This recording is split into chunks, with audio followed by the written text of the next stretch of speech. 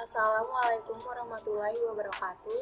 Kami dari kelompok 1, kelas 12 OTKP, SMK Negeri 43 Jakarta, ingin mempresentasikan tentang perakitan produksi massal, mata pelajaran produktif kreatif kewirausahaan dengan guru pengajar Ibu Elvi Sukaisi.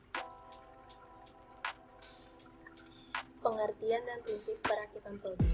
Perakitan adalah suatu proses penyusunan dan penyatuan beberapa bagian komponen menjadi suatu alat atau mesin yang mempunyai fungsi tertentu. Pekerjaan perakitan dimulai bila objek sudah siap untuk dipasang dan berakhir bila objek tersebut telah bergabung secara sempurna. Perakitan juga dapat diartikan penggabungan antara bagian yang satu terhadap bagian yang lain atau pasangannya.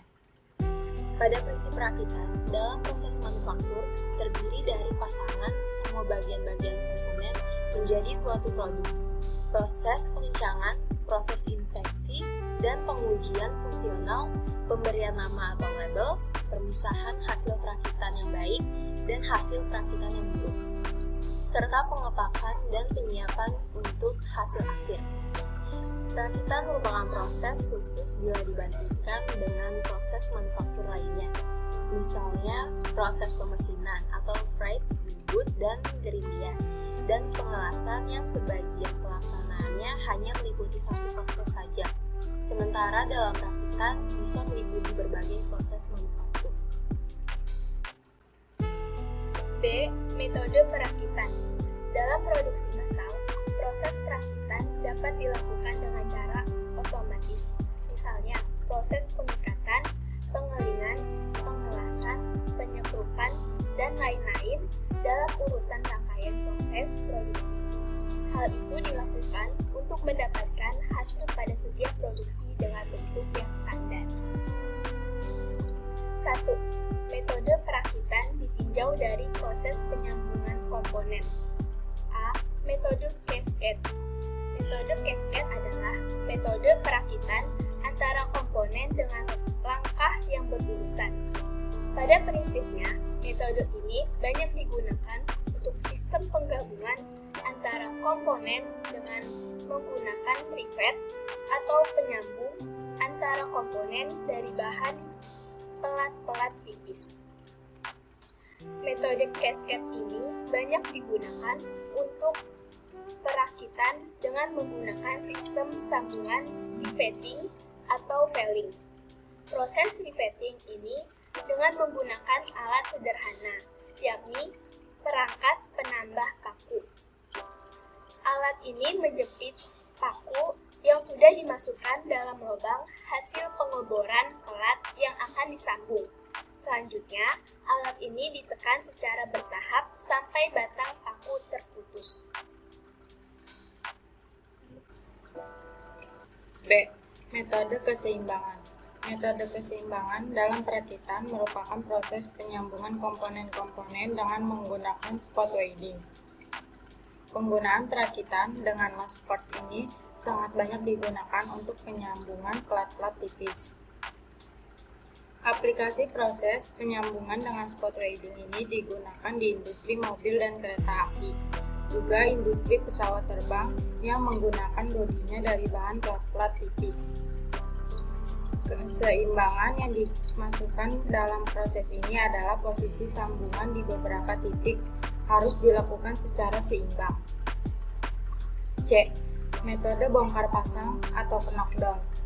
Tujuan penggunaan metode bongkar pasang pada suatu produk sebagai berikut. A. Untuk memudahkan dalam pengangkutan dan pengiriman suatu barang.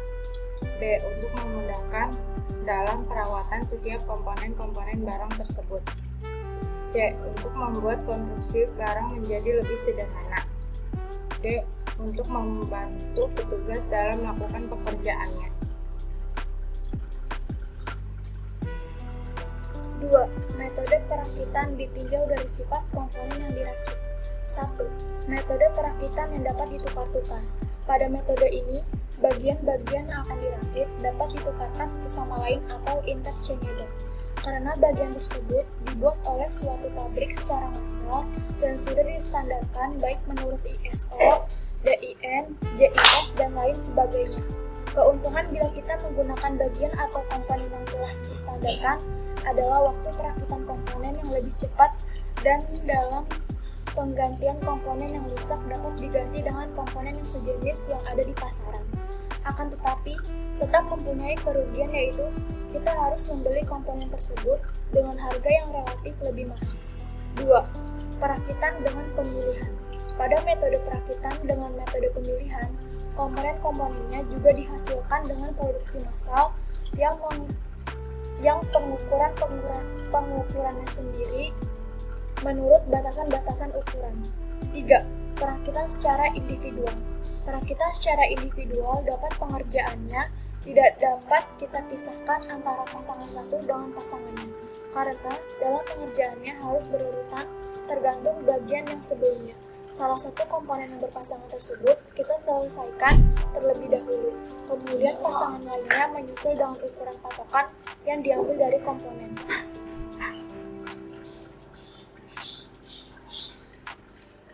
C. Faktor yang paling berpengaruh pada proses perakitan. Yang pertama, jenis bahan yang akan dirakit. Yang kedua, kekuatan yang dibutuhkan.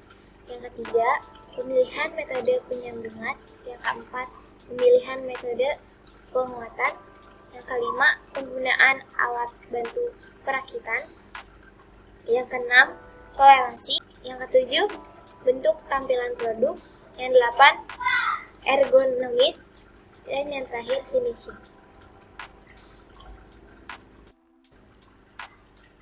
D. Prosedur perakitan. Prosedur perakitan ke dalam beberapa kegiatannya yaitu sebagai berikut. 1. Persiapan. Persiapan adalah perencanaan kegiatan produksi dan manufaktur di perusahaan atau industri. 2. Pelaksanaan. Tahap ini sangat penting sebab jika tahap ini dilaksanakan dengan rinci dan baik, sebagian pekerjaan dan produksi yang direncanakan sudah beres. Dan yang terakhir, penyelesaian. Sekian presentasi dari kelompok kami. Kurang lebihnya mohon maaf. Wassalamualaikum warahmatullahi wabarakatuh.